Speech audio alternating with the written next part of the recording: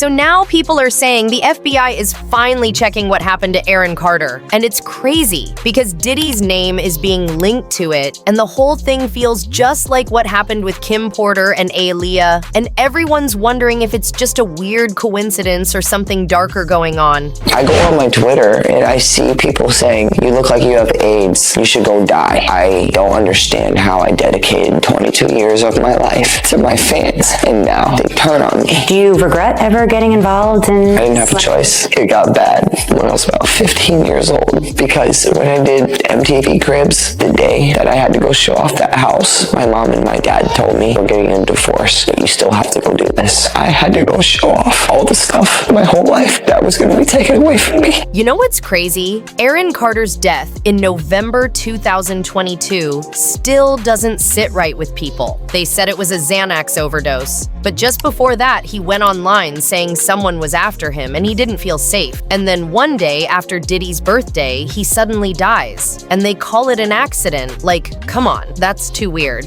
Aaron Carter begged for help in front of the world.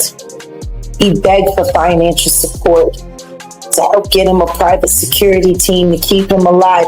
He said on numerous occasions, if anything happens to me, I promise you, I am not titled. And no one said anything. Silence breaker for my brother, who is a and they're after my life. My whole family is after my life, and they're setting me up.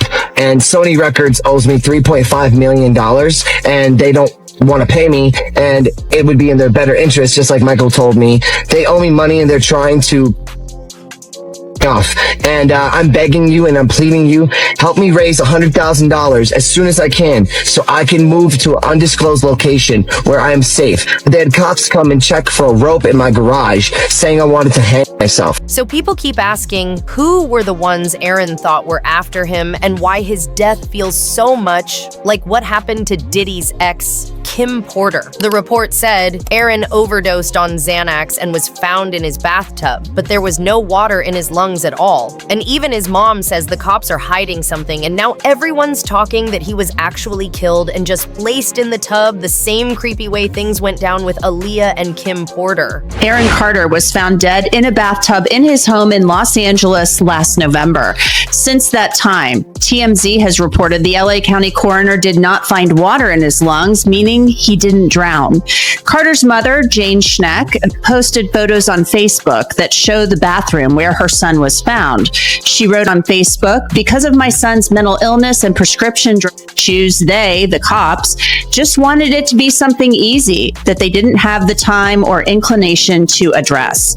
Schneck wants a more thorough investigation. She wrote that her son was receiving threats from many people, and she believes there were people out there who wanted to harm him. Aaron went through so much, even from the start. Like, first his own family hurt him, and then Hollywood did the same when he was just a kid getting into music. People in the industry took advantage of him, and that messed him up bad. It broke him inside, and that's when he started struggling with his mind and using stuff just to numb all that pain. But your system is still so weak that it can't fight off. You know, a yeast infection. Sorry, my part is just like, so you guys got to understand out there, like, this is like, no, I know this is kind of like, it's giving me anxiety, okay? So my heart is racing. I did not take any medications before I came here. I haven't in actually a couple of days because I wanted to try to wean myself off of this. But then one of the things I also noticed when you met with Dr. Jorge, you opened up and expressed your concerns that you're worried you have HIV. Absolutely. I know you recently came out as bisexual. Yes. Is that one of the other reasons that's had you concerned? Because you admit on the tape piece that you say, I haven't always been safe sexually. Absolutely. No, and that's a fact. I haven't always been safe sexually, and I have no qualms in saying that. It is the toughest thing to deal with. Aaron Carter dropping a major bombshell on Thursday, alleging on Twitter that his late sister Leslie, who died in 2012, sexually him when he was a child. The singer explained, quote, "My sister raped me from the age of 10 to 13 years old when she wasn't on her medication. I was not only sexually by her, but by my first two backup dancers when I was 8 years old, and my brother abused me my whole life." ET has reached out to Nick Carter for comment. Aaron claims the abuse question came as a result of his late sister Leslie's mental health issues. He says she suffered from bipolar disorder and took lithium to treat it, claiming that when she was not on her meds, she did things that she never meant to do. As a result, Aaron says he spent the last 15 years of his life going to therapy. Aaron Carter wasn't the only one who went through that horrible stuff in the music world. A bunch of child stars dealt with the same thing. It's like there's this sick, hidden culture in Hollywood where kids get taken advantage of and it messes them up for life. People like Aaron and even Justin Bieber went through it too. And when you look at how both of them struggled with addiction and mental health, it really seems like they suffered from the same awful kind of abuse. Let's be honest. He took Justin Bieber there. Diddy had been trying to get to Bieber for a minute. And his management was backing him off. But it wasn't until Usher took over management and had guardianship and gave temporary guardianship to the diddler for 48 hours. Think about that. He had already been to the hospital. That situation that Gene was talking about.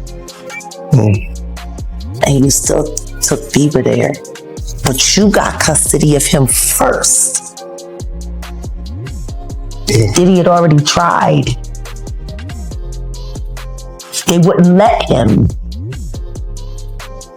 Actually, someone made reference to the fact that Diddy trying to get at Bieber the way he was trying to get at Bieber was looking a little predatory. And then Usher came in and discovered it and managed him and got custody of him and promised to look after him. And then he sent him to the diddler. Does that sound like a good guy? It's horrible. Does that sound like a good guy? Now that we know what Diddy's really like, what kind of fool do you gotta be to take another boy, another talented boy, and put him in your place so it ain't gotta be you no more? Because that's what pedophiles do. They get victims, and then once they get to a certain age and they get too old for them to enjoy them, they send them out to go get other young kids. Now, if Usher is a procurer, and if Usher knew what was going to happen to any of those young children that he took to the Flavor Freak office, he a good guy. Especially considering what happened to him, especially considering that he sat Howard Stern, and Howard Stern said, would you send your kids to Puffy's Flavor Camp? And his immediate response was, hell no! So it's good enough for everybody else's kids, but it's not good enough for you. Aaron's mom keeps saying over and over that her son was murdered and the case needs to be opened again because the way he died looks just like how other people in the music world were taken out. They make it look like accidents or like the person hurt themselves, but these are people who had no health issues and suddenly they're gone. And it feels like something way darker is hiding behind all these lies. And people think after what's coming out about Diddy and his crew, the truth is finally about to explode. What was Kim's state? Why did and in the report didn't it say she had blood on the pillow and bruises or something like that? The case needs to be reopened, man. The case really needs to be reopened. Because if that girl was there and she said that Kim was all right, what happened from 8 to 11? And why did all Kim's stuff come up missing? I ain't know any of that, man. I never heard of that. So when they found her, she had bruises and a lot of her stuff was missing? Bro, it's a lot of suspect things going on. First and foremost, in our day and time, other than our house key, a woman gonna keep her phone and you know, she got a lot of different purses, but everybody always grab their phone. Why come right till today, right now, nobody knows what Kim Porter phone is? And they know they had iPhone. Why have nobody went to the cloud and got the text messages and the things off her phone. Because everything that came in that phone is text, and you know your iPhone find my phone. Nobody tried to find the phone. I would love for her son, who has all the rights to go to and get all the stuff out the clouds. Her last text, who she calling, who she spoke to, who called her, where was the last place her phone was at before it was destroyed and cut off. It will tell you that too. I'm not a medical, nor I was an investigator on that case. I don't believe that an individual with her, I want to say, financial status would lay up in the house and die of pneumonia without a doctor or some kind of medical person responsible.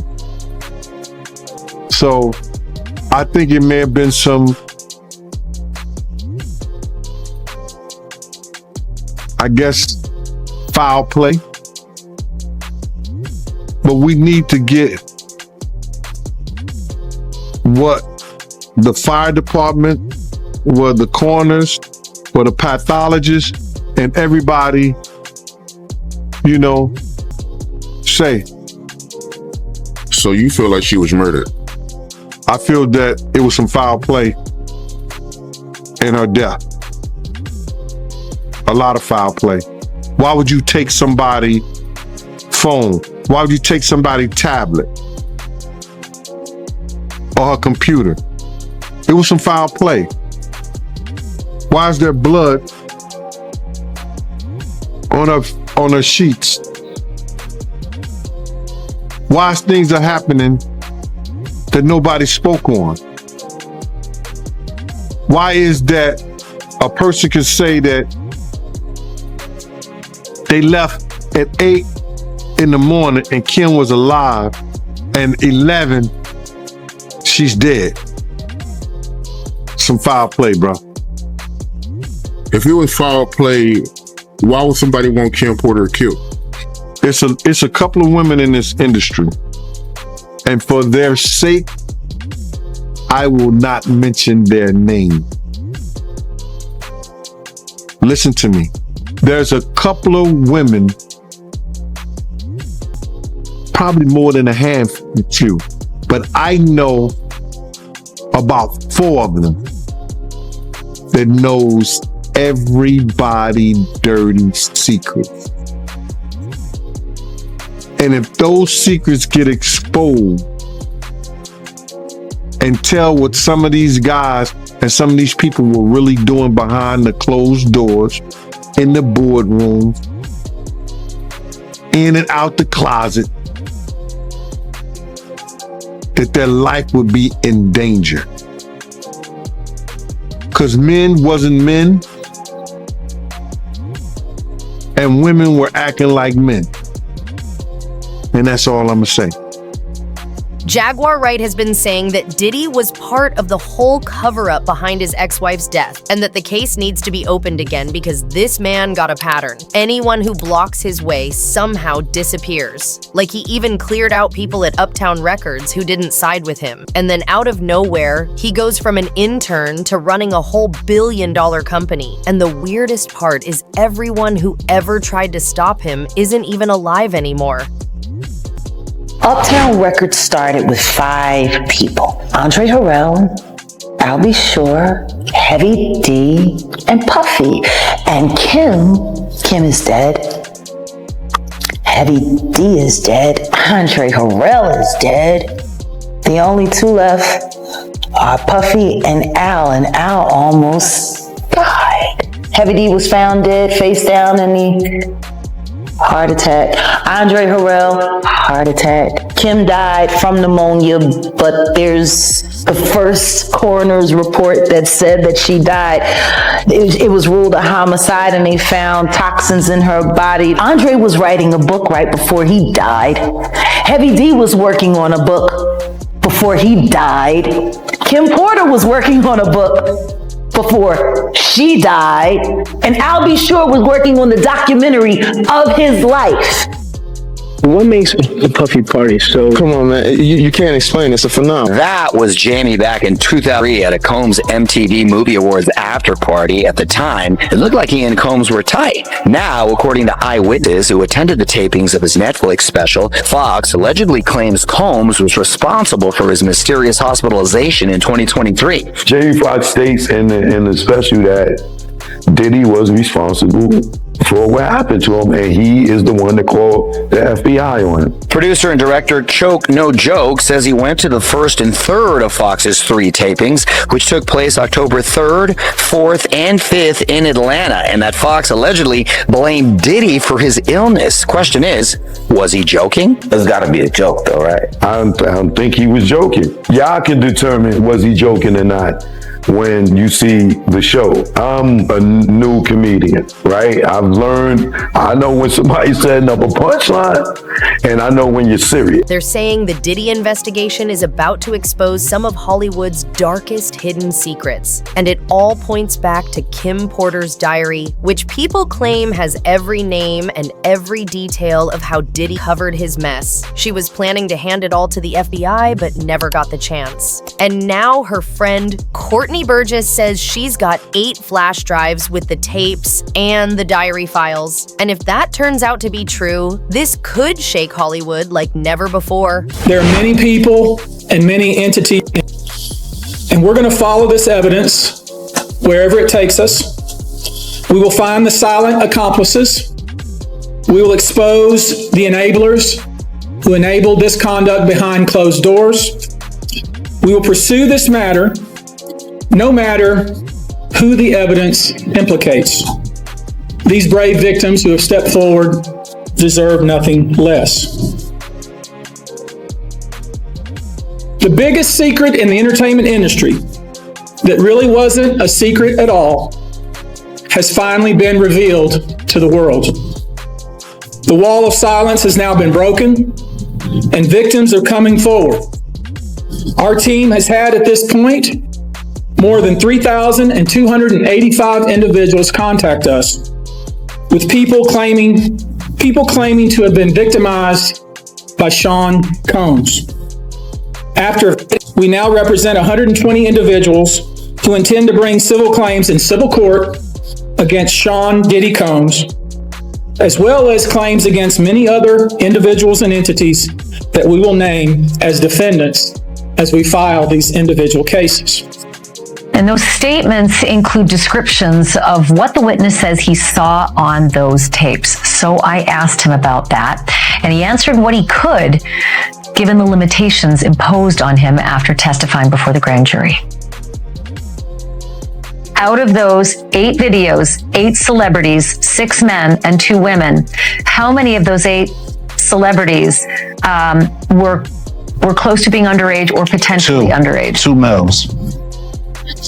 2 males. And of those 8 celebrities, how many of them were intoxicated or under the influence of this is going to be all speculation. I just want to preface it by he wouldn't know if they were. Right. Sure. Appear to Let me be, rephrase right, it. Based on, yes. Understand. Out of the 8 celebrities who were recorded having intimate relations with Sean Combs, how many of them appeared to be either inebriated or intoxicated or under the influence? All of them.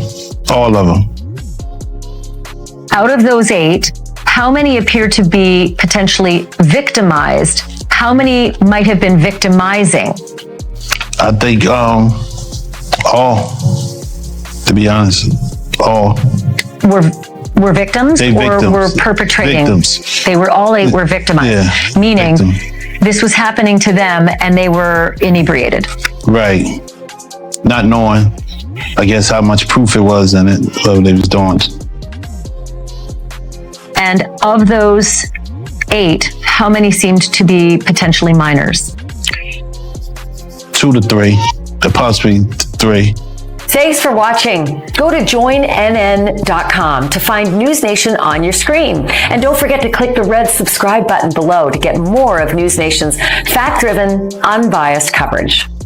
Nobody really knows what Kim Porter actually wrote in that diary or how many big names might end up behind bars because of it. But one thing everybody feels sure about right now is that this time, Diddy's not slipping away from what's coming. Allegations, right?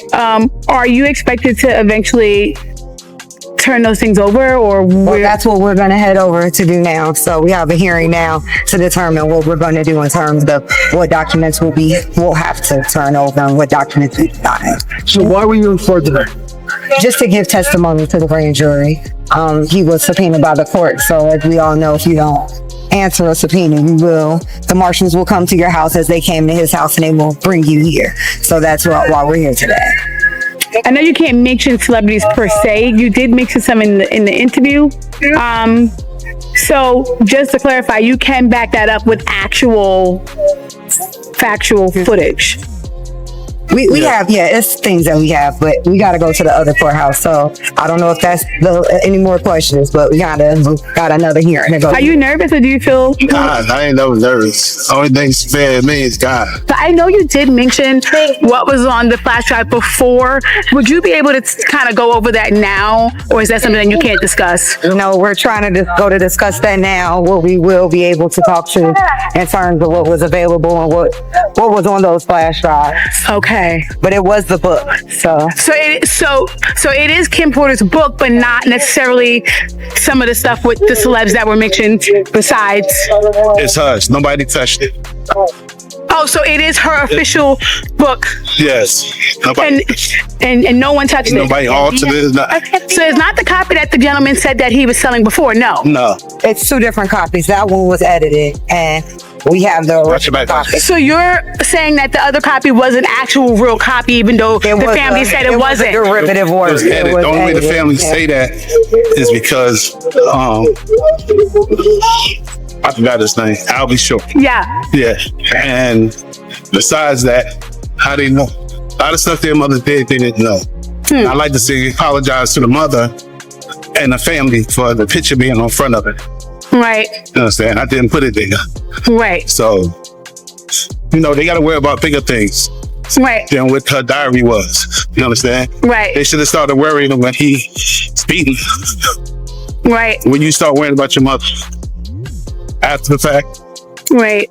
Now that Diddy's in trouble, the people who stood with him are scared because they know what's coming, and they know prison won't be easy for them. There are a lot of people in Hollywood who are probably worried about which Diddy parties they were at and what was going on. That's not to say that they were necessarily even involved in any of the things that are alleged by the U.S. Attorney's Office. But if you're at that party and it turns out that that's when he set up one of these freak-off sex parties, or that it was going on in another room and you didn't know about it, there's a good chance that you're going to be called by the U.S. Attorney's Office.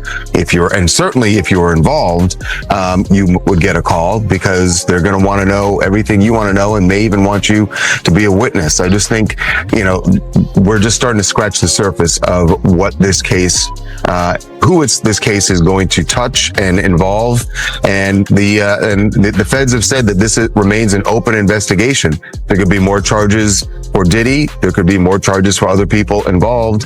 And usually the way this works is once they find out other people are involved or were witnesses, they bring them in and they sort of lean on them. And it's sort of like, you're going to cooperate with us, or there's a possibility that you could face charges. So this is going to be a slow developing case here because we're just getting started. And I don't see how this trial begins anytime before next year. Attorney Tony Busby isn't holding back anymore. He's getting ready to hit Diddy with a ton of lawsuits and says he's making sure every single detail gets exposed for everyone to see. We intend to name people in these lawsuits. We're not going to do it in interviews. We're not going to do it, without doing our due diligence, because obviously, these types of allegations are very hurtful to people if they're not true, and very hurtful, frankly, if they are true. But if they're true, you shouldn't have been in the room and you shouldn't have been participating. So I anticipate that we're going to start filing lawsuits, and it may not be big names at first, but we have a long list of names. And you might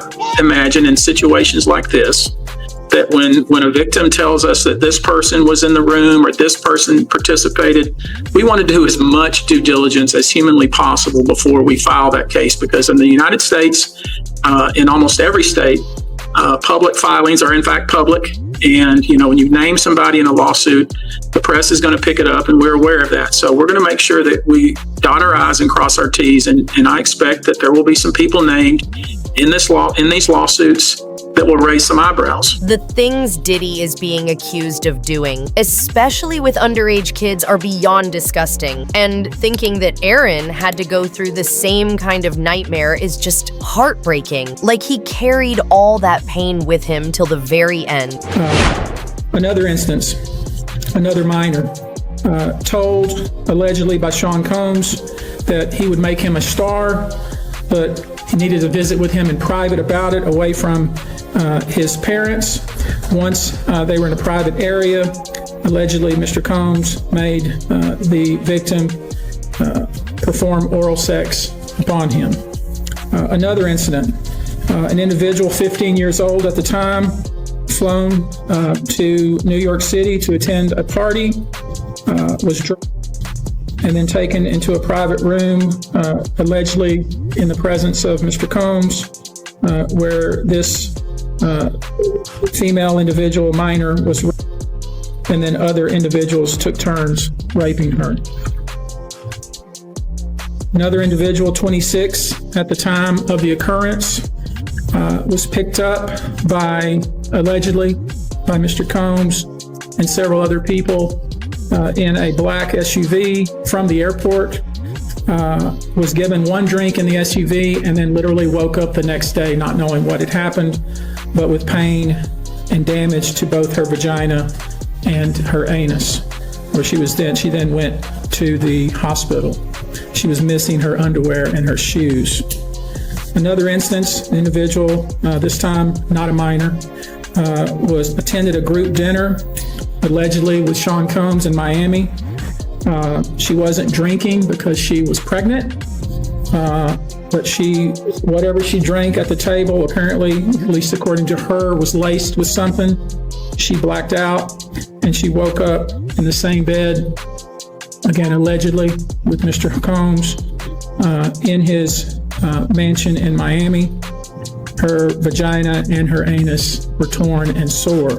Turns out the feds got more than just Kim Porter's diary to work with, because one of Diddy's alleged victims from 1999 is now ready to step up and tell everything, and she's even letting them take out the bullet that's still in her face, the same one he allegedly shot her with. Supporters of Sean Diddy Combs have come forward since our interview with Natanya Rubin, and you remember we talked to her. She says that Diddy is the one who shot her at that club, but the supporters are now saying that Diddy didn't even want to take a plea deal in the 1999 club shooting because he was, quote, so sure of his innocence. They also said that information from someone who was claiming things that aren't true, who's looking for a payday.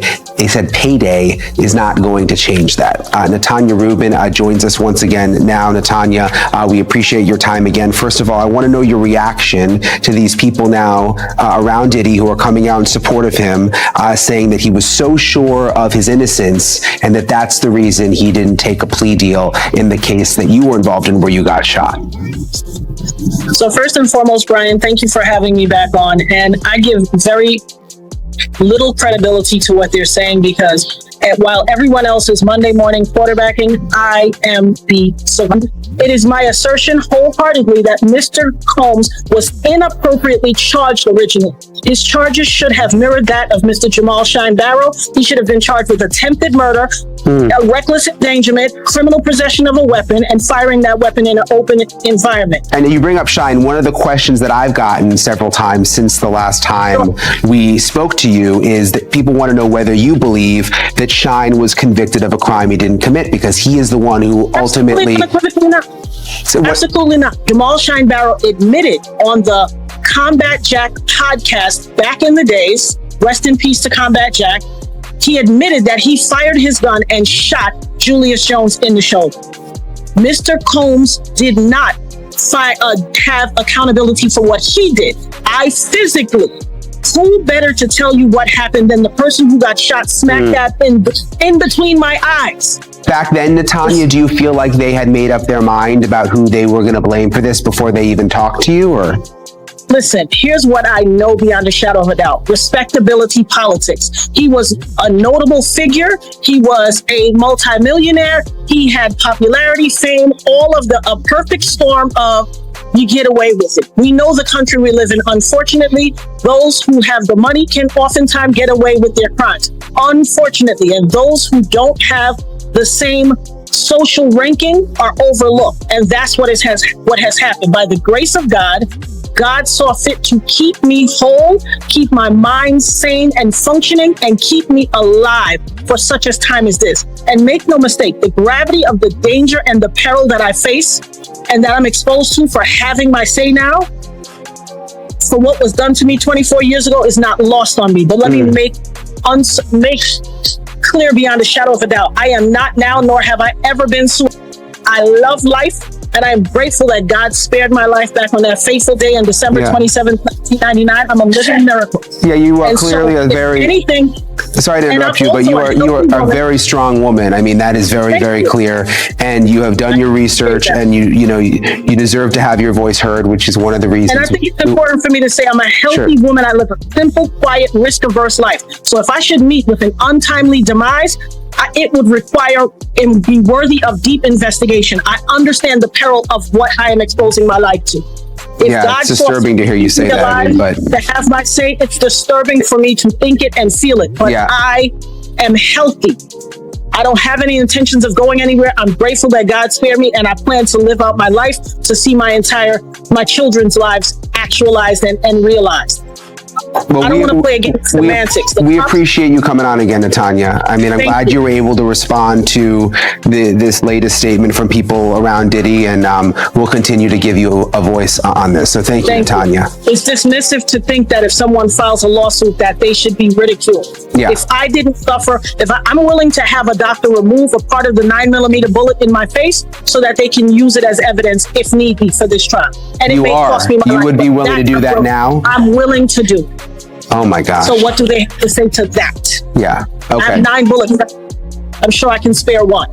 Okay. Well, we'll be in touch. We'll see how this moves forward. There's a lot of moving parts with Diddy right now. So, okay. Thank you, Natanya. From how Aaron Carter's death feels so strange to all the shocking stuff found in Kim Porter's diary, everything's starting to connect in the creepiest way. But what do you think? Is this all just random, or is there something way darker hiding behind it all? If you want to keep up with all the wild Hollywood secrets and the truth that nobody else is telling, make sure you hit that subscribe button and stick around here on Taylor Tells All, where the real tea never stops spilling.